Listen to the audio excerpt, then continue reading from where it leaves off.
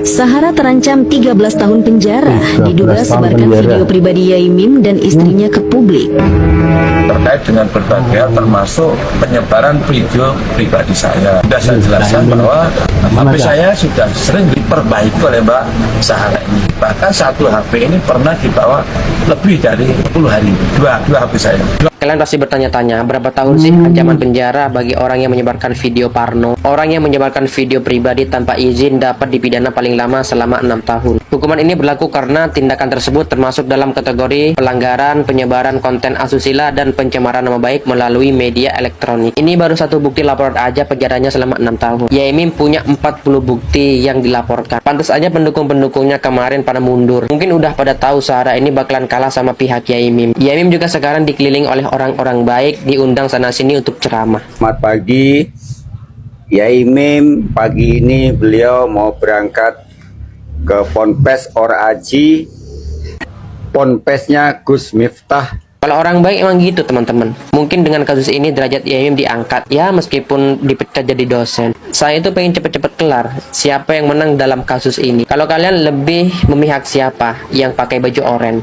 Si Sahara nih, seperti masalah pelecehan ya, yang sekarang lagi digembor-gemborkan, yang di-up lagi itu. Padahal nih buktinya ya, videonya ya. Nih, ini kan sudah jelas ditarik kembali, ya kan? Kenapa? Wes rarek. Polisi mau menerima laporanmu itu lek ono saksi yang melihat, yang mendengar, yang mengetahui, dan ada bukti visum, ya.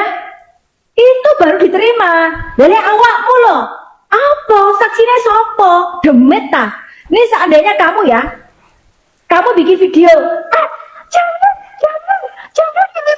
gak diterima. Kenapa? Tidak ada dua belah pihak yang ada yang menyentuh atau apapun. Ya, kalau kamu kan biasa mendramatisir. Mining ilmu itu sopo, pintar titik apa? Oh, nah kamu itu loh, advokatmu itu loh. Terus pengalaman apa enggak sih? Sebelum melaporkan sesuatu itu, delok sih apa syaratnya untuk melaporkan pelecehan, ya toh? Nah, saya lewat ditolak, daripada ditolak lebih baik ditarik kembali. Kan menghilangkan malu, Carlota, dasar Carlota. Orang Malang semua sudah tahu kelakuanmu, Carlota. Ya. Tuh, orang pelindung mereka itu mau melindungi kamu kalau ada bukti dari polisian. Bener, Bu. Bukti visumnya. Ya, ada saksinya. Lah kok niku sopo saksinya demit?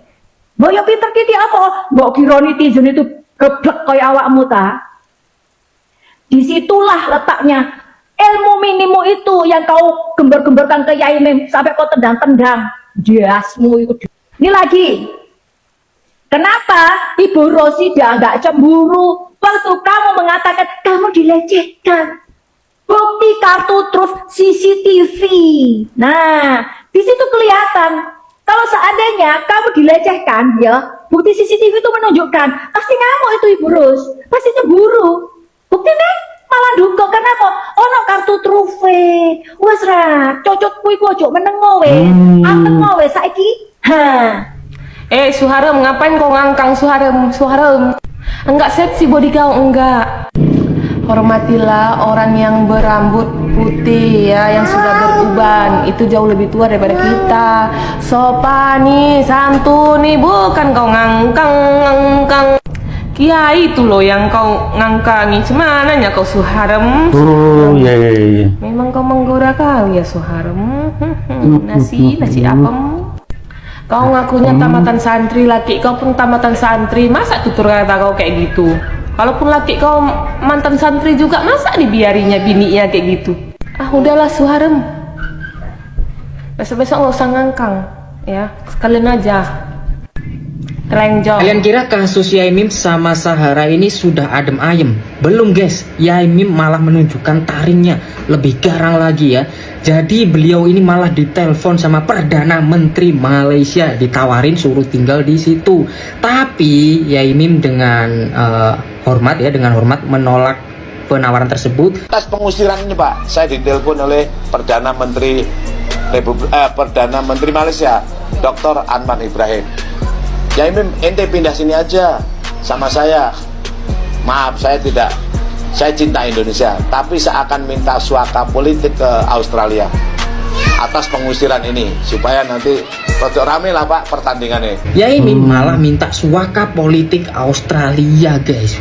Wow, dan saya sebagai orang awam gak paham kan apa itu suaka politik Australia. Saya searching guys, ternyata kurang lebih poinnya seperti inilah. Jadi suaka politik Australia itu kayak semacam perlindungan lah guys. Jadi seseorang akan dianggap sebagai pengungsi jika mereka memiliki ketakutan yang beralasan akan penganiayaan di negara asal mereka karena alasan ras, agama, kebangsaan, keanggotaan dalam kelompok sosial tertentu, opini politik. Nah ini Yaimin mungkin masuk yang dalam keanggotaan dalam kelompok sosial ini ya, mungkin. Tapi visa ini diperuntukkan bagi mereka yang menghadapi risiko bahaya signifikan atau penganiayaan yang nyata jika mereka kembali ke negara asalnya. Intinya setelah saya baca-baca itu kayak semacam perlindungan hukum gitulah ya. Nah, nanti itu kayak tinggal di Australia dan kayak difasilitasi kurang lebih kayak gitu guys ya. Koreksi kalau saya salah karena saya juga baru dengar ini tentang suaka politik Australia dan saya juga baru searching tadi. Tapi kalau ngelihat poin-poinnya seperti itu ya ini sudah wow guys ya, ngadunya itu ke internasional Australia ya, bukan ngadu ke Indonesia lagi tuh ya. Dan menariknya kata Yaimin biar lebih rame lagi. Waduh, gelo. Gimana guys soal ini guys? Coba komen ya. Selamat datang dan bertemu kembali dengan Bunga N. Kali ini saya masih membahas terkait sengketa atau perkara antara Bapak Muhammad Imam Muslimin atau Yaimin dengan Nurul Sahara. Kemarin saya sudah membuat OVT tentang terkait permasalahan tersebut dengan Pak dosen. Namun saya akan membahas dan mengulik terkait Yaimin, yaitu diberhentikan sebagai dosen di UIN Malang. Nah, akibat dari provokasi atau bahasanya playing victim oleh Nurul Sahara, sehingga UIN Malang memberhentikan saudara Yaimin menjadi dosen tetap di Malang. Tidak itu saja, Yaimin juga dipanggil oleh Irjen Kementerian Agama dan menguatkan bahwa Yaimin telah diberhentikan sebagai dosen aktif. Nah, ini sangat disayangkan sekali bahwa baik UIN Malang atau Irjen Kementerian Agama belum menelaah terkait permasalahan yang sedang dihadapi oleh Yaimin. Seharusnya pihak UIN Malang dan Irjen Kementerian Agama itu menggali lebih dalam terkait fakta di lapangan terkait masalah permasalahan ini.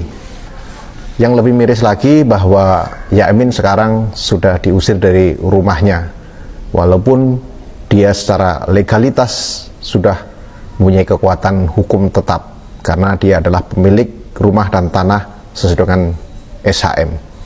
Sebenarnya tidak boleh RT, RW atau masyarakat bersepakat untuk mengusir Yaimin dari tempat tinggalnya, dan itu tidak ada dasar hukumnya untuk mengusir Yaimin dari rumahnya.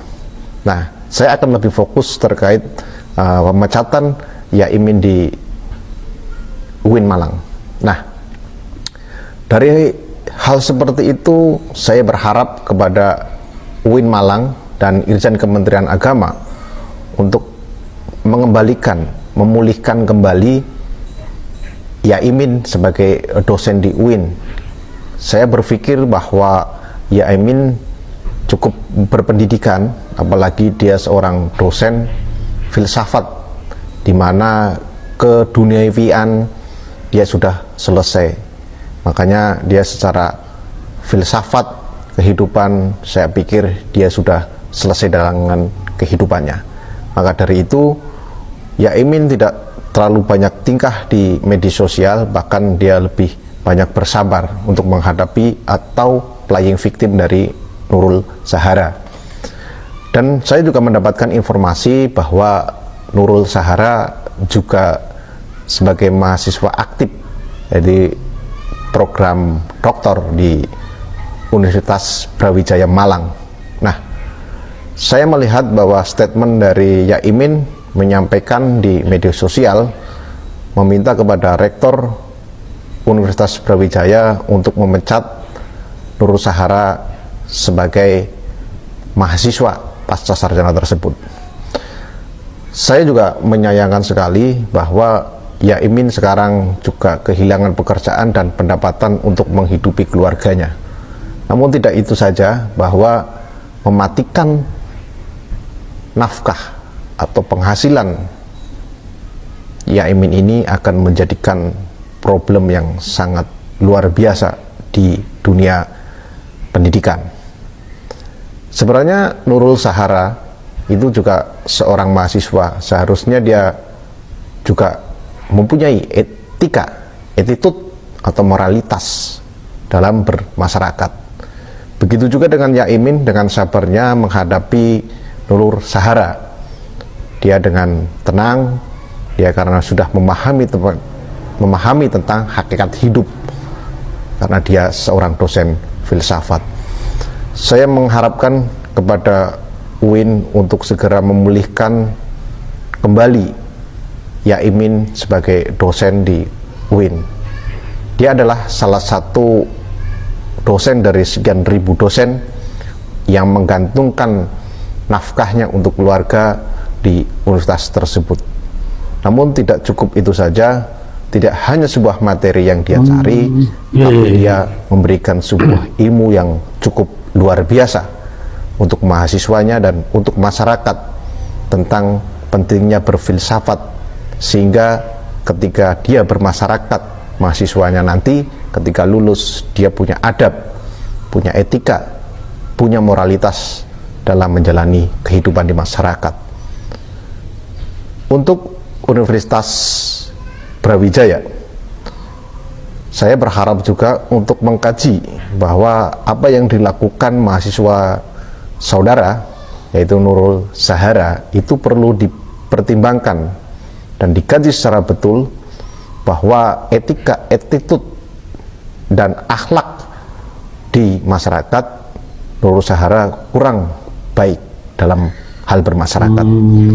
Itu akan menjadikan dan mencoreng nama Universitas Brawijaya untuk kedepannya. Sobat AN, kawal terus kasus dari Yaimin ini agar Yaimin bisa kembali ke rumahnya dengan tenang dan dia bisa mengajar dan memberikan ilmu-ilmunya untuk mahasiswa-mahasiswanya, biar mahasiswa-mahasiswa itu mendapatkan ilmu dan akhlak yang bermanfaat untuk bermasyarakat dan berbangsa. Terima kasih. Salam keadilan. Sedang heboh-hebohnya perseteruan Yaimin dan tetangga. Dari kejadian ini kita belajar jangan gampang menyimpulkan sesuatu kejadian karena alasan ramai, karena alasan banyak dukungan. Belum tentu yang kita bully dia bersalah, siapa tahu malah dia yang benar. Sesuatu yang salah kalau didukung rame-rame bisa jadi benar, sedang orang yang benar kalau hanya satu orang bisa dianggap salah. Begitulah dunia medsos. Bagaimana menurut kalian? Dari podcastnya Bang Denis Sumargo bersama Yaimin dan istri, kita bisa menyimpulkan bahwa ada sesuatu yang dikhawatirkan oleh si Ibu Sahara ini supaya jangan terbongkar gitu kan. Mungkin yang mengetahui itu adalah Bapak Yaimin gitu, Yaimin kan. Jadi begitu ngototnya dia ingin mengusir Pak dosen ini dari rumahnya sendiri, memprovokasi banyak orang supaya Bapak ini terusir demi menjaga nama baiknya, demi menutupi ada sesuatu yang harus ditutupi gitu. Pantas saja gitu kan, semua orang-orang diprovokasi, membuat framing bahwasanya Pak Yaimin ini tidak baiklah sebagai jiran tetangga gitu, jahat, pokoknya merusak nama baik Pak dosen ini supaya orang benci semuanya kepada Pak dosen ini, supaya Bapak dosen ini terusir dari tempat tinggalnya sendiri. Siapakah dia, Agil? Coba komen.